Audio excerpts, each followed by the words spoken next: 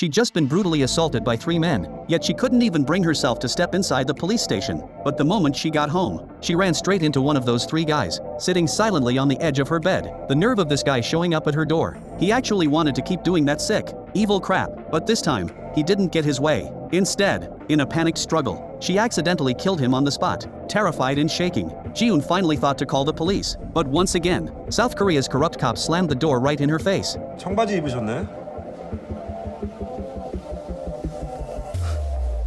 아니 치마도 아니고 꽉 낀 청바지 벗기기가 이게 쉽지가 않은데. Staring at that dirty cop's twisted expression, Ji-yoon made a clean, instant decision: no report. She needed to get rid of the body, so she chopped him into pieces right then and there, then stuffed everything into a duffel bag, planning to scatter the remains across the city, under cover of darkness when no one was around. What she never could have imagined was that the same dirty cop who'd brushed her off earlier would track her down again. He dangled $5 grand in front of her, promising to officially open a case for her. Ji-yoon almost turned and walked away, but that crooked cop saw right through her. During their scuffle, she accidentally kicked his gun out of his hand. In the chaos, she ended up grabbing it herself. The cop watched Ji-yoon tremble in fear, and figured there was no way she'd pull the trigger. But what he never saw coming, Ji-yoon was actually a crack shot.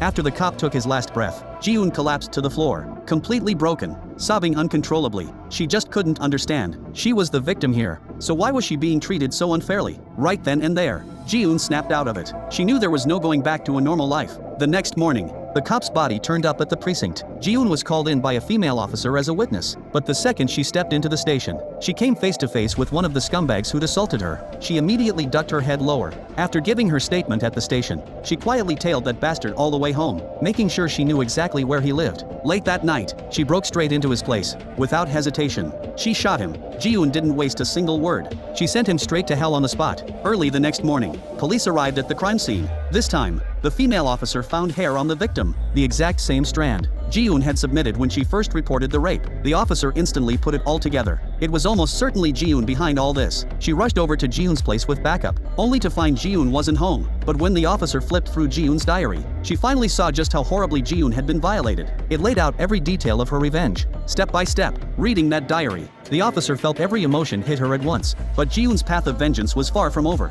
The last bastard came from serious money. Ji-yoon walked into his house alone, gun in hand. To her surprise, she stumbled onto an unexpected bonus. Her sleazy, perverted boss was there, partying it up. All the humiliation she'd suffered at the factory flashed through her mind. Without a second thought, she shot him square between the eyes. Hearing the gunshot, the whole gang stormed into the room. Ji-yoon spun around and fired another round into him. By now, the guy was already terrified out of his mind, and couldn't even remember who this woman was. Just as Ji-yoon was about to finish him off for good, the female officer arrived with backup, responding to a call. After some convincing from the officer, Ji-yoon dropped her gun, ready to turn herself in. But just as she took 2 steps forward, that piece of trash behind her grabbed the fallen gun. He raised it and shot Ji-yoon point blank. The officers on scene watched it all unfold, and stood there completely stunned. In the end, neither Ji-yoon nor that bastard died, but they were both rushed to the ICU in critical condition. But that guy's family was loaded and powerful. They planned to wait until Ji-yoon was declared brain dead, then harvest her organs to transplant into their crippled rich kid. When the female officer heard about this, furious,